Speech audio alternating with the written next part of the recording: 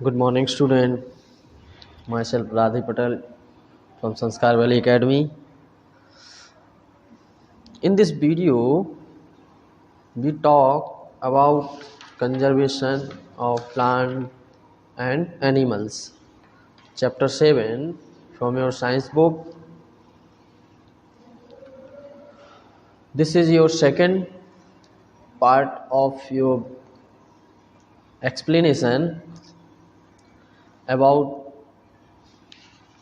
conservation of plant and animal. So now we will talk about flora and fauna. First of all, we will know about flora.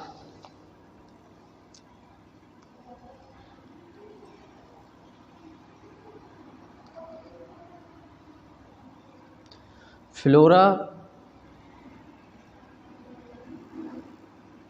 mean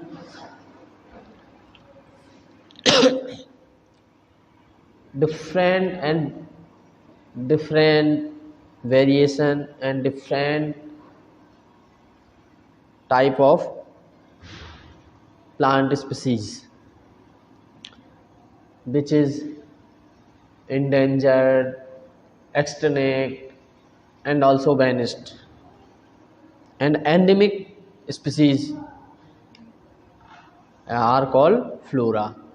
flora में हम कह सकते हैं कि सभी प्रकार की वनस्पतियाँ छोटी से लेकर बड़ी, herb and shrub both are also, ये जो डिफरेंट टाइप की स्पीसीज हैं जो एक पार्टिकुलर एरिया में हो, चाहे वो एक्सटिंक्ट हो, इंडेंजर्ड हो, एंडेमिक स्पीसीज हो, तो वो सब क्या कहलाती हैं?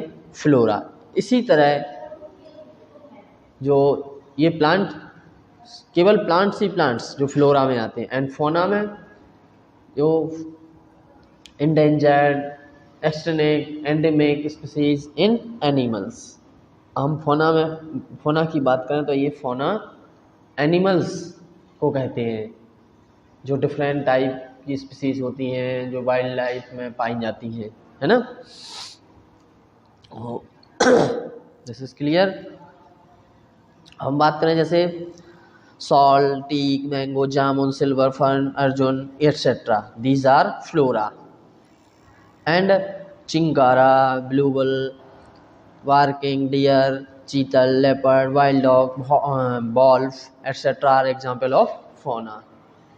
So I think you have to well understood, okay guys, of the Panchmani Biosphere Reserve. Okay guys, so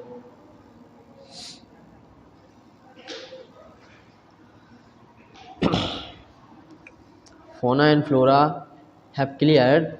Now we will talk about endemic species. अब एंडेमिक स्पीसीज क्या होती हैं? हम बात करते हैं एंडेमिक स्पीसीज की। अब जब एंडेमिक स्पीसीज की इस चैप्टर में केवल एक स्टोरी टाइप की दी गई है जिसमें कुछ बच्चे और उनके प्रोफेसर अहमद सर और उनके साथ जो गाइडर थे वो चल रहे हैं साथ में और बायोस्फीयर रिजर्व में एंट्री कर रहे हैं। Soon the group quietly enter the deep forest. Children are surprised to see a very big squirrel. ये स्टोरी टाइप में है और आपको समझाने के लिए है कि जैसे ही वो इंटर हुए उन्होंने क्या देखा? एक बिग स्क्वायरल, फ्लॉपी टेल, जिसकी क्या थी? फ्लॉपी टेल, झुर्रीदार। They are very curious to know about it. वे इसको देखकर बहुत ही जिज्ञासु हुए थे। कौन? बच्चे, कि यह क्या है उसको देखकर। माधव जी जो गाइडर थे उन्होंने बताया कि ये जाइंट स्क्वायरल है, यह वेरी डेंजरस है और it is also extinct, we can say endemic species. हम उसको क्या कह सकते हैं? एक एंडेमिक स्पीसीज। यह क्या होती है? ये they are not naturally found anywhere, यह कहीं भी नॉर्मली नहीं पाई जाती है। ये एक स्पेशली पार्टिकुलर एरिया में ही पाई जाती है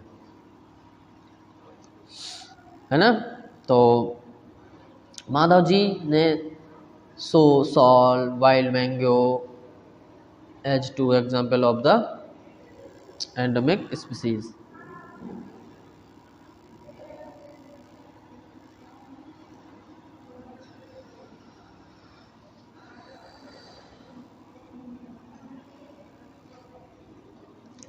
I have heard that some of the endemic species may vanish. It is true? क्या मैंने सुना है कि जो एंडेमिक स्पीसीज हैं वो कुछ गायब भी हो गई हैं? यस, जरूर सुना है, ये सही बात है. This is true because of the endemic species have vanished due to the deforestation and other harsh climate, है ना. सो इस वजह से कुछ स्पीसीज क्या हो गई? वेनिस, मतलब गायब भी हो गई. Endemic flora of Pachmarhi biosphere reserve, bison, Indian giant squirrel and flying squirrel, endemic fauna of this area. Professor Ahmad ने बताया कि destruction of their habitat, increasing population and introduction of new species may affect the natural habitat of endemic species. endemic species को क्या प्रभावित करते हैं कि population, नई जाति का निर्माण, है ना, पुराने कैरेक्टर्स का विलोपन. जैसे पहले क्या होता था, जो ह्यूमंस थे उनमें पूंछ पाई जाती थी, एक प्रकार से हम बात कहें कि जो होमोसेपियंस और उससे भी पहले थे तो वो उनमें कुछ टेल होती ना. लेकिन जैसे ही ह्यूमन ओनली 2 पैरों पर चलने लगा तब से उस टेल का कोई इम्पोर्टेंस नहीं था, लेकिन फिर भी वो रहती थी साथ में. लेकिन फिर उस जो टेल होती है उसका इम्पोर्टेंस लॉस होता गया, है ना. टेल से क्या होता था, जो एनिमल्स होते हैं वो बैलेंस बनाए रखते हैं अपनी डायरेक्शन का और अदर पर्पस के लिए. जो मंकीज होते हैं वो हूप करने के लिए, है ना, जंप करने के लिए अपनी टेल का सपोर्ट लेते थे और लेते भी हैं. लेकिन जो ह्यूमन है 2 पैरों पर चलने लगे तब से जो पूंछ होती थी वो वेनिस हो गई और इस तरह से हम कह सकते हैं एंडेमिक कैरेक्टर, यानी कि कैरेक्टर जो गुण हैं वो क्या हो गए? विलुप्त हो गए, वेनिस. अब हम बात करते हैं स्पीसीज क्या होती है, स्पीसीज क्या कहलाती हैं. तो species is a group of population which are capable of interbreeding. Interbreeding मतलब अंतर जातीय रिप्रोडक्शन या अंतर जातीय प्रजनन. मतलब एक ही जाति में इतना प्रजनन हो कि वह अपनी ग्रोथ कर ले और अपनी क्वांटिटी में इंक्रीजमेंट हो, उसकी क्वांटिटी में क्या हो? इंक्रीजमेंट हो, मेंबर क्या हो? बढ़ जाएं, है ना. This mean that the member of a species can produce fertile offspring. मतलब ऐसी जाति के जिसमें जो मेंबर बढ़े वो कैसे हो? फर्टाइल. फर्टाइल मीन वो इस सिचुएशन और इस क्लाइमेट के को एब्जॉर्ब करने वाले हो, उनके करेक्टर, है ना. Only with the member of their own species and not with member of other species. Member of a species have common characteristic. जो जाति, एक ही जाति के मेंबर होते हैं उनमें करेक्टर कैसे होते हैं? सेम होते हैं. ये तो सब लोग जानते हैं. आप अपने चारों तरफ के प्लांट्स और फोना एंड फ्लोरा जो एंडेमिक हैं उनके बारे में कुछ बताने की कोशिश करें. Try to find out some. Let us go on wildlife sanctuary. Wildlife sanctuary को मैं आपको पहले ही डिस्क्रिप्शन दे चुका हूँ first part of the video. Area होता है जहाँ पर एनिमल प्रोटेक्टेड होते हैं बिना किसी डिस्टरबेंस के और वो अपना जीवन सरवाइव करते हैं. ठीक है. सून बहुत जल्द ही वे सब कहाँ पहुँचे? Pachmarhi wildlife sanctuary. Professor sir ने बताया कि किलिंग, पॉचिंग, कैप्चरिंग, मतलब पॉचिंग यानी capturing, killing animals in general is strictly prohibited and punishable by law in such places. इन जगहों पर इस तरह के काम करना क्या है, मना है। जैसे किलिंग मारना, पॉचिंग शिकार करना जो भी है, कैप्चरिंग पकड़ना एनिमल्स को, इन जगहों पर एनिमल्स को मारना पकड़ना क्या है, प्रोहिबिटेड, मतलब मना है, पूरी तरह से निषेध है। और साथ में यदि ना मानो तो उसमें सज़ा भी मिलती है। Wild life sanctuaries like reserve forest provide protection and suitable living condition for wild animals. He also tells them that people living in wildlife sanctuaries are allowed to certain activity, कुछ निश्चित ही एक्टिविटी करने को allow होती है। किसको? Wild life sanctuary में। जैसे यदि लकड़ी की ज़रूरत है तो काट नहीं सकते हैं पेड़ों को, यदि सूख गया है पेड़ तो उससे आप ले सकते हैं, उससे लकड़ियाँ छांट सकते हैं। मतलब किसी ग्रीन पेड़ को आप काट नहीं सकते, ना उसको साफ कर सकते हैं। तो certain activity such as grazing by their livestock, जानवरों को, है ना, जो चरवाहे होते हैं जैसे गाड़ रहे, लाइक सीप्स, गॉट्स, है ना, ग्रेजिंग के लिए ले जाते हैं। कलेक्टिंग मेडिसिनल प्लांट, औषधि यानी कुछ दवाइयों वाले जो प्लांट्स होते हैं उनको कलेक्ट कर सकते हैं वो, हैं। फायरवुड, जो सूखी हुई लकड़ी होती है जलाने के काम आती है, उसको कलेक्ट कर सकते हैं। ये एक्टिविटीज़ के लिए परमिशन होती है। But living survival only, not corporate और प्रोफेशनली, है ना। Some of the threatened wild animal like black buck, white eyed buck, elephant, golden cat, pink headed duck, pink headed duck, जिसका जो बतख होती है उसकी पिंक हेड होती है, घड़ियाल, मार्श, क्रोकोडाइल, पाइथन, राइनोसरॉस, मतलब पाइथन अजगर, राइनोसरॉस गैंडा हाथी, क्रोकोडाइल मगरमच्छ etcetera protected and reserve in our wildlife sanctuary. Wildlife sanctuary में ये सभी वाइल्ड एनिमल्स होते हैं। Indian sanctuaries have unique landscape, broad level forest, mountain forest and west and deltas and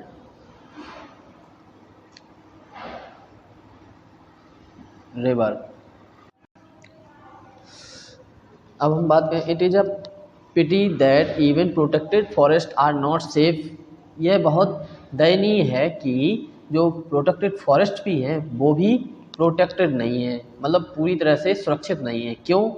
because of people living in the neighbourhood. जैसे मान लो कुछ protected area भी हैं तो वो प्रोटेक्टेड नहीं हो पाते हैं, क्योंकि जो आसपास लोग बाग रहते हैं वो क्या करते हैं, encroach upon them and destroy them, उन पर डिपेंड हो जाते हैं और उनको ही नष्ट करना शुरू कर देते हैं। Children are remind of their visit to the zoo, they recall the zoo are also place where animal receive protection. Okay, do you know what is the difference between a zoo and wildlife sanctuary? Don't worry, you will got it answer on your solution, don't worry guys. So 7.7 activity 7.7 visit a nearby zoo, observe the condition provided the animals, where they suitable for the animals, can animal live in artificial setting? Yes, zoo में artificial setting होती है, artificial environment होता है वहाँ का, है ना।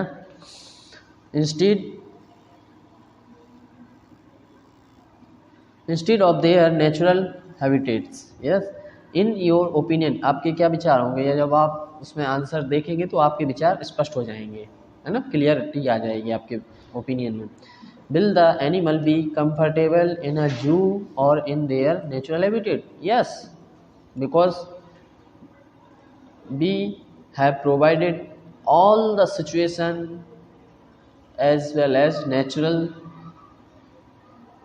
environment. Okay, so 7.8 national park. Let us go on national park. I have told you already about national park, but some detail we will discuss. On the roadside there was another board on which has written Satpura National Park. जब बच्चे आगे बढ़े तो उन्हें क्या मिला, एक board मिला जिस पर क्या लिखा था, Satpura national park. Children are now eager to go there. अब बच्चे उस तरफ जाने के लिए उत्सुक हो उठे. एगर मीन उत्सुक, curious you can say. Children are now eager to go to there. Madhav ji ने उनको बताया, these reserves are large and diverse enough to protect whole set of ecosystem.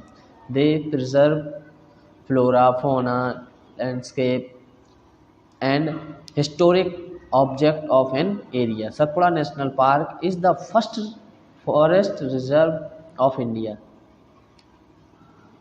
Okay, what is the main point of Satpura? Satpura National Park is the first reserve forest of India. One more time, please remember.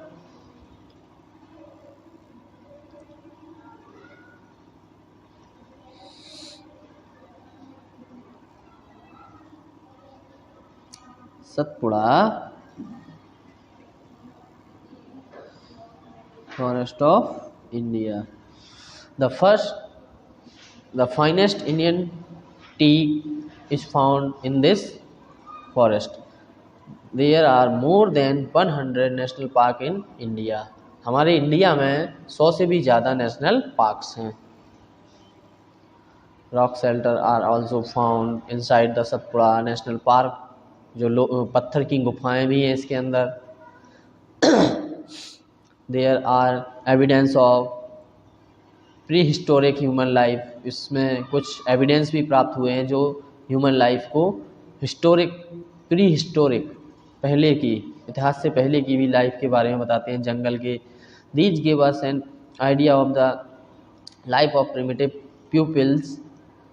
Rock painting, जो painting दिखी हैं, मिली हैं, वहाँ से प्राप्त हुई हैं, है ना, are found in these shelters. Are total of 55 rock shelters. Total 55 rock shelter have been identified in the Pachmarhi biosphere reserve. So figure of animal and men fighting, hunting, dancing and playing musical instrument are duplicate in these painting. Many tribals still live in the area. बहुत सी आदिवासी अभी भी इन tribals में रहते हैं. Tribal mean बहुत सी जातियाँ जो जंगलों में रहती हैं, वो इन शेल्टर्स में अपनी लाइफ स्पेंड करती हैं, सर्वाइव करती हैं. Okay, as children moved. बच्चे आगे बढ़े. जैसे ही see board with Satpura tiger reserve. जैसे ही वो आगे बढ़े उन्होंने क्या देखा, Satpura tiger reserve. Tiger reserve देखा, मतलब जहाँ पे एक टाइगर के लिए स्पेशल प्लेस होता है, written on it. Madhav ji ने उनको बताया कि tiger project was launched by the government of protect the tiger in the country. The objective of this project was to ensure the survival and maintenance of the tiger population in the country. किसकी population को, tigers की population को control और उनको develop कराने के लिए उनके लिए एक रिजर्व, टाइगर रिजर्व बनाए. Are tiger still found in this forest. क्या अभी भी फॉरेस्ट में टाइगर पाए जाते हैं? Yes, I hope I can see a tiger. If you want to see a tiger, you will to go to any national park or any biosphere reserve. Okay, visit one time. Tiger is one of many species. Tiger is one of the many species which are slowly disappearing from our forest. But the Satpura Tiger Reserve is unique in the sense that a significant increase in the population of tiger has been seen here. Once upon a time, animals like lion, elephant, wild buffaloes and बारहसिंगा. सो हम बात करते हैं कि यदि हम देख रहे हैं और समझ भी रहे हैं कि टाइगर आज के समय में क्या हो रहे हैं, डिसअपियरिंग, गायब हो रहे हैं. लेकिन जो सतपुड़ा टाइगर रिजर्व है वह ऐसा यूनिक रिजर्व है जहां पर टाइगर्स की जो पॉपुलेशन है इंक्रीजमेंट हो रही है. तो वहाँ आज भी दिख जाते हैं टाइगर.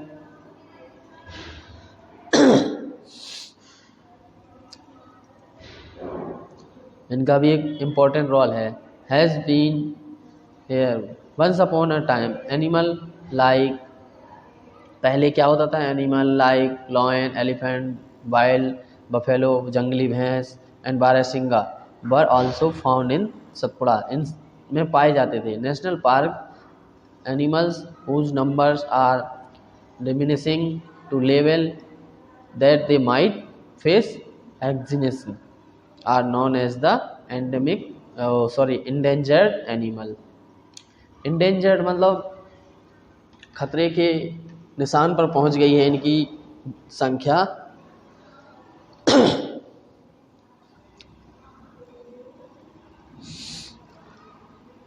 बूझो is remind of the dinosaurs which become extinct a long time ago. बूझो ने क्या रिमाइंड किया कि डायनासोरस जो क्या थे, खत्म हो चुके हैं बहुत समय पहले. Survival of some animal has become difficult because of disturbance in their natural habitat. उनके नेचुरल हैबिटेट में डिस्टर्बेंस करने से वो क्या हो गए, एक्सटिंक्ट हो गए, है ना, हो भी जाते हैं. प्रोफेसर ने बताया उनको कि जो प्लांट प्रोटेक्ट करने के लिए एनिमल स्ट्रिक्ट रूल बनाए गए हैं imposed in the national parks में. Human activity such as grazing, poaching, hunting, capturing animal और collection of firewood, medicinal plant are not allowed. किसमें, नेशनल पार्क्स में ये चीज़ें अलाउ नहीं होती. लेकिन ये चीज़ें कहाँ पर अलाउ होती हैं, बायोस्फीयर रिजर्व में, है ना. Because of biosphere reserve is a large landscape. Okay, but national park is not a large landscape, it is limited. Okay, are only big animal facing extinction? No, sometime ये question पूछे क्या बड़े जानवर ही मतलब गायब हो रहे हैं या समाप्त हो रहे हैं. नहीं, ऐसा नहीं है, छोटे जानवर भी गायब हो जाते हैं. मतलब हम ये कह सकते हैं कि जो इस क्लाइमेट और कंडीशन को सर्वाइव ना कर पाएँ वो भी गायब हो जाते हैं, है ना. जिनके कैरेक्टर डिफरेंट हों वो सर्वाइव नहीं कर पाते हैं, है ना, आज के समय के अनुसार. माधव जी ने पहली बताया कि small animals are much more in danger. उन्होंने बताया कि छोटे जानवर तो और ज़्यादा भी डेंजर में है. क्यों? क्योंकि छोटे जानवरों का लोग बाग जल्दी से शिकार कर लेते हैं या उनको पकड़ लेते हैं या उनके जो पकड़ करके जो उनके यूज़ होने वाले उसको बेच देते हैं बाज़ार में, है ना. क्या करते हैं, जैसे छोटे जानवर like snakes, frog, lizard, bat and owls रिडेंसली निर्ममता से हत्या कर देते हैं उनकी. जैसे सांप, मेंढक, लिजार्ड, चमगादड़, owl, without realising their importance, उनके बिना बिना किसी एहसास के उनको क्या कर देते हैं, किल कर देते हैं, और वो इकोसिस्टम को डिस्टर्बेंस कर देते हैं। कौन कर देते हैं? Human. By killing them we are harming ourselves, है ना।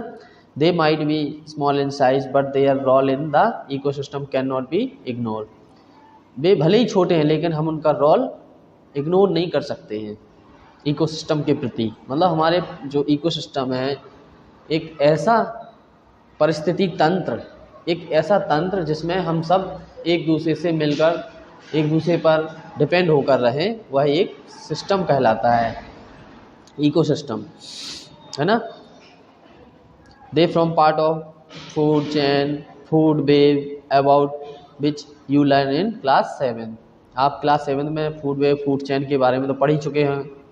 An ecosystem is made of all the plants, animal and microorganisms in an area along with non-living components such as climate, soil, river, deltas।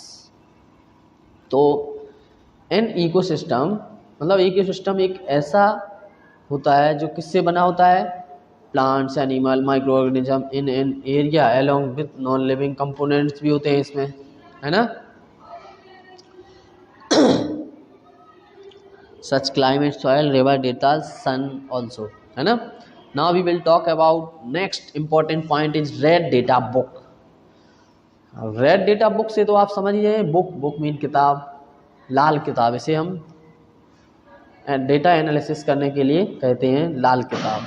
लाल किताब का मतलब है कि जो भी species हैं, चाहे वो एंडेमिक हो, चाहे वो एक्सटिंक्ट हो, चाहे वो एंडेंजर्ड हो, जो भी खतरे के निशान पर हैं, उन सब के लिस्ट इस रेड डेटा बुक में मेंशन किया जाता है। उन सबको इस रेड डेटा बुक में मेंशन किया जाता है, इसलिए इसे रेड डेटा बुक। जैसे हम अपनी कोई भी नोट्स अपनी नोटबुक में मेंशन कर देते ना, इसी प्रकार से जो जानवर, जो जातियां हैं प्लांट्स की हो, चाहे वो एनिमल्स में हो, वो सब इसी रेड डेटा बुक में मेंशन की जाती है। Okay, red data book red होती है ओनली, बस। तो रेड डेटा बुक आप समझ गए हैं। जैसे प्रोफेसर ने उनको बताया कि red data book to the children, he tell them the red data book is the source book. एक ऐसी बुक होती है, वही बुक है जिसमें हम मेंशन भी करते हैं, उसी में से हम इंफॉर्मेशन कलेक्ट भी करते हैं, मतलब उसमें से हम इंफॉर्मेशन भी देख सकते हैं। यदि मान लीजिए आपसे पहले भी आप मान लीजिए इनको नहीं देखा होगा, जब आप रेड डेटा बुक का एक बार विजिट करेंगे या रेड डेटा बुक को आप एक बार देखेंगे, तो आप क्या देखेंगे कि बहुत सारे जो इंडेंजर्ड एनिमल हैं, जो बैनिश भी हो चुके हैं, आप इनको जानते भी नहीं, वो भी उसमें मिलेंगे। And plants, red data book is mention internationally by an organisation. एक ऑर्गेनाइजेशन के थ्रू ये बनाई जाती है, जो इसके विश्लेषण करती है, इसमें डेटा एनालिसिस करती है, और ये रिपोर्ट सेंट्रल गवर्नमेंट को देती है। अपनी रिपोर्ट सेंट्रल गवर्नमेंट को देती है कि ये प्लांट एक्सटिंक्ट हो रहे हैं, है ना, इस तरह से। और ये एनिमल्स, ये प्लांट्स, है ना, इस तरह से ये इंफॉर्मेशन गवर्नमेंट को दी जाती है एजेंसी के through. Now we will talk about migration. Migration का मतलब क्या होता है? माइग्रेशन का मतलब होता है एक स्थान से दूसरे स्थान पर जाना, लाइक मूवमेंट। लेकिन किस वजह से जाना? इसका मेन कारण होता है हार्श क्लाइमेट। क्या? Harsh climate.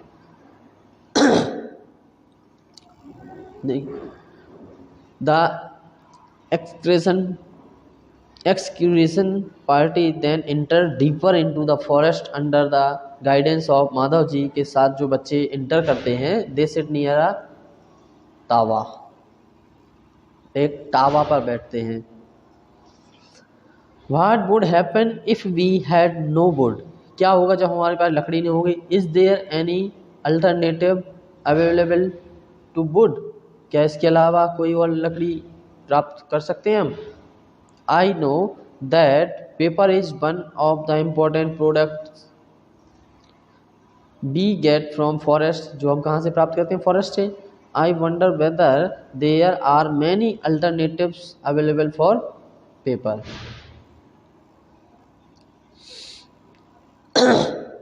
वो कहाँ बैठे हैं? तावा पर।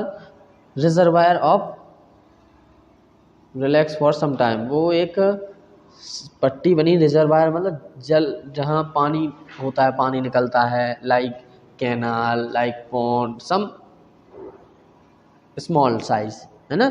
तो वहाँ रिलैक्स करने के लिए वो बैठ जाते हैं। पहली observe some of the bird near the river, माता जी tell the children that these are migratory bird. वो पानी के पास बैठ जाते हैं तो वहाँ क्या देखते हैं? बहुत सारी बर्ड्स क्या होती हैं वहाँ आती हैं, दिखाई देती हैं आती हुई।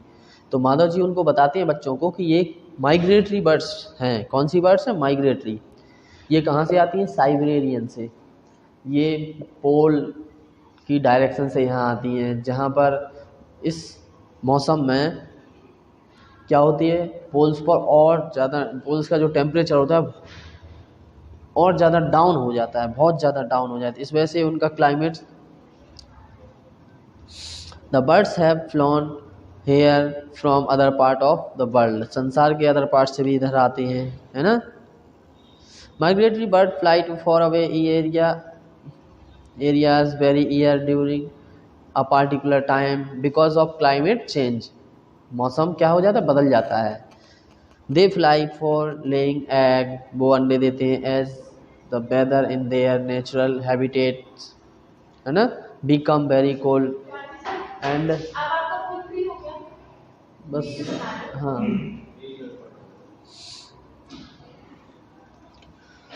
who cover long distance to reach another land are known as migratory bird as पहली learn in class 7। वो इस तरह से आती हैं, क्या? बर्ड्स आती हैं, लंबी दूरी तय करके आती हैं, है ना, अदर पार्ट्स ऑफ वर्ल्ड, है ना, कहीं से भी आ सकते हैं वो।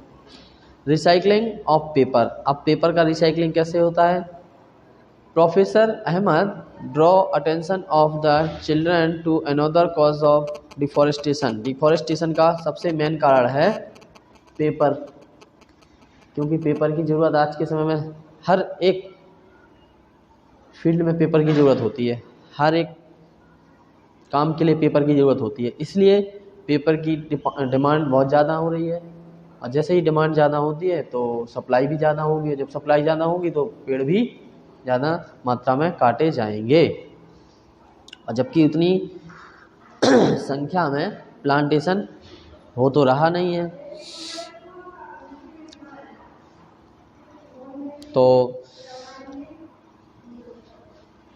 he tells them that it takes 17 full grown tree make 1 ton of paper, जो 17 हरे भरे पेड़ काटने पर 1 टन पेपर प्राप्त होता है। 17 मतलब 17 ट्रीज को काटने पर, ग्रीन ट्री को काटने पर 1 टन का पेपर प्राप्त होता है। अब समझिए, प्रोफेसर ने उनको ये भी बताया कि paper can be recycle 5 to 7 time for us. हम 5 से 7 बार एक पेपर को रिसाइकिल कर सकते हैं। कर सकते हैं? बिल्कुल। तो क्यों ना हम रिसाइकिल ही करें, हम क्यों पेड़ों को बार बार काटें? तो हम अपनी बुक्स को ना फाड़ें, ना उनको जलाएं, है ना। आपके पास जो बुक्स हैं वो यदि आपकी फिल हो गई हैं तो आप उनको बेच सकते हैं या किसी दूसरे को दे सकते हैं पढ़ने के लिए, है ना,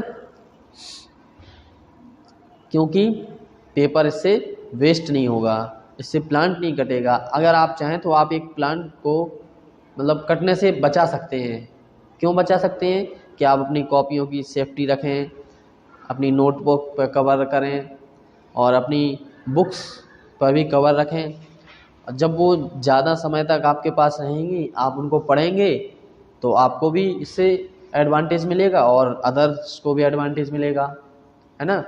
यदि आप उसको एक बार पढ़ने के बाद डिस्ट्रॉय कर देंगे तो देन अगले जो बच्चे होंगे, दूसरे बच्चे होंगे, उनको पढ़ने के लिए भी तो चाहिए पड़ेंगी, तो फिर उसके लिए भी एक पेड़ कटेगा, मान लीजिए। तो इस तरह से डिफॉरेस्टेशन बढ़ता जाता है। तो अगर यदि आप चाहें तो डिफॉरेस्टेशन में कमी ला सकते हैं। अब लास्ट पॉइंट इज रिफॉरेस्टेशन और आफ्फॉरेस्टेशन। हम लास्ट पॉइंट की बात करते हैं कि रिफॉरेस्टेशन और आफ्फॉरेस्टेशन क्या होता है। यह एक प्रक्रिया है या it is a process in which we do plantation more and more on empty landscape, है ना।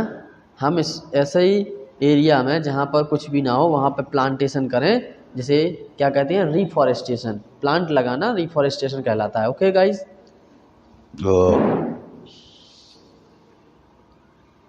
so Professor MM suggests the answer to deforestation is reforestation. Reforestation is stopping the destroy forest by planting new tree. Okay, so you chapter have completed. Reforestation का मतलब हम आपको फिर से एक बार बताना चाहते हैं कि ज़्यादा से ज़्यादा पेड़ लगाकर आप फॉरेस्ट को बचा सकते हैं, है ना, और उनकी सुरक्षा कर सकते हैं, जो आपके लिए भी फ़ायदेमंद होते हैं। ओके, सो बाय स्टूडेंट्स।